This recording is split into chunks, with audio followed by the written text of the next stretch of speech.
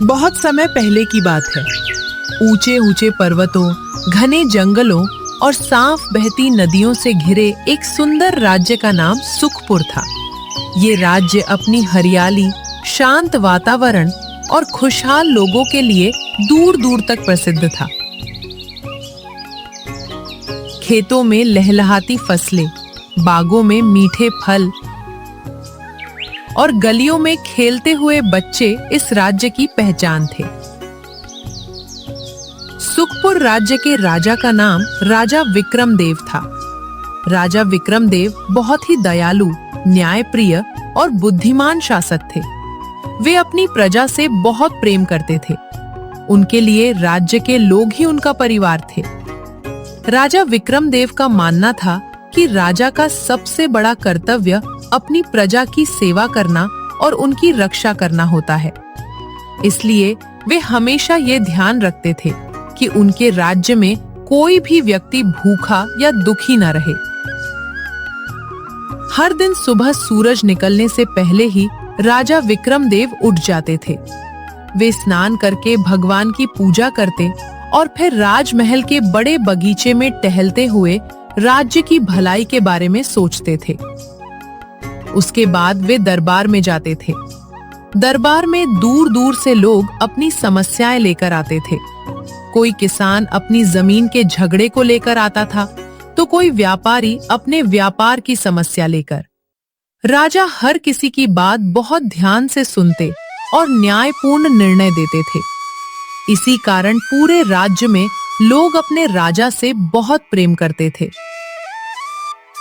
एक दिन दरबार लगा हुआ था। राजा अपने सिंहासन पर बैठे थे और मंत्री तथा सैनिक उनके पास खड़े थे। तभी दरबार में एक गरीब किसान आया। उसके कपड़े फटे हुए थे और उसके चेहरे पर चिंता साफ दिखाई दे रही थी। उस किसान का नाम रामू था। रामू ने हाथ जोड़कर कहा, महाराज, मैं बहुत बड़ी मुसीबत में हूँ, कृपया मेरी मदद कीजिए। राजा ने बड़े प्रेम से कहा, घबराओ मत किसान, अपनी परेशानी बताओ। रामू ने दुखी होकर कहा, महाराज, इस साल मेरे खेत की पूरी फसल बाढ़ में बह गई। मेरे पास न खाने के लिए अनाज बचा है और न ही पैसे हैं। मेरे छोटे छोटे बच्चे भूखे सो रहे हैं। रामू की बात सुनकर राजा विक्रमदेव का दिल पिघल गया। उन्होंने तुरंत अपने मंत्री से कहा, इस किसान को 5 बोरी अनाज, कुछ धन और अगली खेती के लिए अच्छे बीज दिए जाएं। रामू की आंखों में खुशी के आंसू आ गए। उसने कहा, महाराज, आप सच में बहुत दयालु हैं। भगवान आपको हमेशा खुश रखे। राजा मुस्कुराए और बोले, ये मेरा कर्तव्य है, तुम मेहनत करो, सब ठीक हो जाएगा। राजा विक्रमदेव सिर्फ महल में बैठकर ही राज्य नहीं चलाते थे।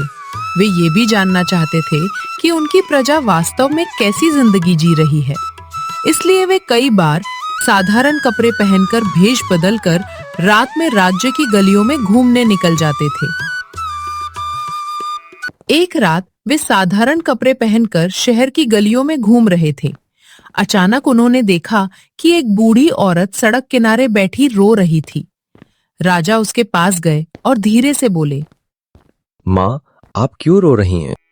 बूढ़ी औरत ने आंसू पोंछते हुए कहा, बेटा, मेरा बेटा बहुत बीमार है। मेरे पास दवा खरीदने के लिए पैसे नहीं हैं। राजा विक्रमदेव को यह सुनकर बहुत दुख हुआ। उन्होंने तुरंत अपनी जेब से कुछ पैसे निकाले और बूढ़ी औरत को दे दिए। उन्होंने कहा, माँ, इन पैसों से अपने बेटे का इलाज करा लो। बूढ़ी औरत ने खुशी से कहा, बेटा, भगवान तुम्हें बहुत खुश रखे। राजा मुस्कुराए और चुपचाप वहां से चले गए। राजा के दरबार में एक मंत्री था जिसका नाम महेश था। वो बहुत चालाक और लालची व्यक्ति था। उसे राजा की दयालुता बिल्कुल पसंद नहीं थी। वो सोचता था कि राजा गरीबों की मदद करके खजाना खाली कर रहे हैं। एक दिन उसने राजा से कहा, महाराज, आप हर दिन किसी न किसी को धन दे देते हैं। अगर ऐसा ही चलता रहा तो खजाना खाली हो जाएगा। राजा विक्रमदेव ने शांत स्वर में कहा, महेश, खजाना प्रजा की भलाई के लिए ही होता है। अगर लोग दुखी होंगे तो खजाने का क्या फायदा? मंत्री चुप हो गया, लेकिन उसके मन में लालच और भी बढ़ गया। एक दिन राजा विक्रमदेव जंगल की सैर करने गए। जंगल बहुत सुंदर था। वहां ऊंचे ऊंचे पेड़ थे और पक्षियों की मधुर आवाजें गूंज रही थीं। जंगल में घूमते हुए राजा ने देखा कि एक लकड़हारा भारी लकड़ी का गट्ठर उठाए जा रहा है। वो बहुत थका हुआ था और पसीने से भीग गया था। राजा ने उससे पूछा, भाई तुम इतना भारी बोझ क्यों उठा रहे हो? लकड़हारे ने कहा, मैं बहुत गरीब हूँ। अपने परिवार को खिलाने के लिए मुझे रोज जंगल से लकड़ी काटकर बाजार में बेचनी पड़ती है। राजा को उसकी हालत देखकर बहुत दुख हुआ। उन्होंने पूछा, अगर तुम्हें कोई दूसरा काम मिल जाए तो क्या तुम ये काम छोड़ दोगे? लकड़हारे ने तुरंत कहा, हाँ साहब, जरूर छोड़ दूंगा। अगले दिन राजा ने उसे महल में काम दे दिया। अब वो आराम से अपने परिवार का पालन करने लगा। कुछ दिनों बाद वो लकड़हारा राजा के पास आया और बोला, महाराज, आपने मेरी जिंदगी बदल दी। अब मेरे बच्चे भूखे नहीं सोते। राजा ये सुनकर बहुत खुश हुए। एक दिन दरबार में एक व्यापारी आया। उसका नाम मोहनलाल था। उसने राजा से कहा, महाराज, मुझे रास्ते में सोने से भरी एक थैली मिली है। मैं इसे अपने पास नहीं रखना चाहता। यह राज्य की संपत्ति है। राजा उसकी ईमानदारी देखकर बहुत खुश हुए। उन्होंने कहा, मोहनलाल, तुम्हारी ईमानदारी बहुत बड़ी बात है। ऐसे लोग ही समाज को महान बनाते हैं। राजा ने उसे इनाम दिया और पूरे दरबार के सामने उसकी प्रशंसा की। ये देखकर राज्य के लोगों को भी ईमानदारी का महत्व समझ में आया। लेकिन मंत्री महेश ये सब देखकर अंदर ही अंदर जलने लगा। उसने सोचा कि अगर राजा की प्रतिष्ठा ऐसे ही बढ़ती रही तो वो कभी राजा नहीं बन पाएगा। इसी कारण उसने राजा के खिलाफ एक बड़ी साजिश रचने की योजना बनाई। मंत्री महेश के मन में लालच और ईर्ष्या धीरे धीरे बढ़ती जा रही थी। उसे राजा विक्रमदेव की बढ़ती लोकप्रियता बिल्कुल पसंद नहीं थी। राज्य के हर कोने में लोग राजा की दयालुता और न्याय की प्रशंसा करते थे। ये बात मंत्री महेश को अंदर ही अंदर जलाती रहती थी। एक दिन उसने सोचा, अगर मुझे इस राज्य का राजा बनना है तो सबसे पहले मुझे लोगों के मन में राजा विक्रमदेव के खिलाफ नफरत पैदा करनी होगी। यही सोचकर उसने अपनी साजिश शुरू कर दी। मंत्री महेश ने अपने कुछ भरोसेमंद लोगों को बुलाया और उनसे कहा, तुम लोग पूरे राज्य में ये खबर फैला दो कि राजा विक्रमदेव खजाने का सारा धन गरीबों में बांट रहे हैं। अगर ऐसा ही चलता रहा तो जल्द ही राज्य कंगाल हो जाएगा। उसके लोग अलग अलग गांवों में जाकर यही बात फैलाने लगे। कुछ भोले भाले लोग उनकी बातों में आ गए। वे सोचने लगे कि शायद मंत्री सही कह रहा है, लेकिन ज्यादातर लोगों को अपने राजा पर पूरा विश्वास था। वे जानते थे कि राजा विक्रमदेव हमेशा सही फैसला करते हैं। कुछ महीनों बाद सुखपुर राज्य पर एक बड़ा संकट आ गया। कई महीनों तक बारिश नहीं हुई।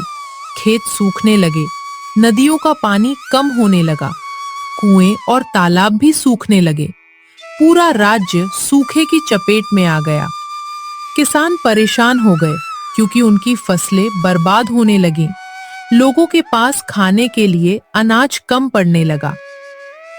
जब ये खबर राजा विक्रमदेव तक पहुंची तो वे बहुत चिंतित हो गए। उन्होंने तुरंत दरबार की सभा बुलाई। राजा ने कहा, हम अपनी प्रजा को भूखा नहीं रहने देंगे, चाहे हमें खजाना खाली ही क्यों ना करना पड़े। फिर उन्होंने आदेश दिया, राज्य के खजाने से अनाज निकालकर गरीब लोगों में बांटा जाए। साथ ही हर गांव में नए कुएं और तालाब खुदवाए जाएं। राजा के आदेश के बाद सैनिक और कर्मचारी तुरंत काम में लग गए। राजा विक्रमदेव ने सिर्फ अनाज बांटने पर ही ध्यान नहीं दिया। उन्होंने ये भी सोचा कि भविष्य में ऐसी समस्या दोबारा ना आए। इसलिए उन्होंने पूरे राज्य में पानी बचाने की योजना शुरू करवाई। हर गांव में तालाब बनवाए गए, नहरें बनवाई गई ताकि नदियों का पानी खेतों तक पहुंच सके। राजा खुद भी कई बार गांव में जाकर काम की स्थिति देखते थे। जब लोगों ने अपने राजा को इतनी मेहनत करते देखा तो उनके मन में राजा के प्रति और भी सम्मान बढ़ गया। मंत्री महेश ये सब देखकर और ज्यादा परेशान हो गया। उसने सोचा, अगर लोगों को पता चल गया कि राजा ने सूखे से बचाने के लिए इतना बड़ा काम किया है तो लोग उन्हें और ज्यादा प्यार करेंगे। इसलिए उसने एक और चाल चली।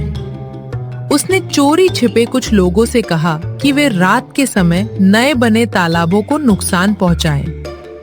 एक रात कुछ लोग तालाब की दीवार तोड़ने पहुंचे, लेकिन संयोग से उसी समय वहां राजा विक्रमदेव भेष बदलकर घूम रहे थे।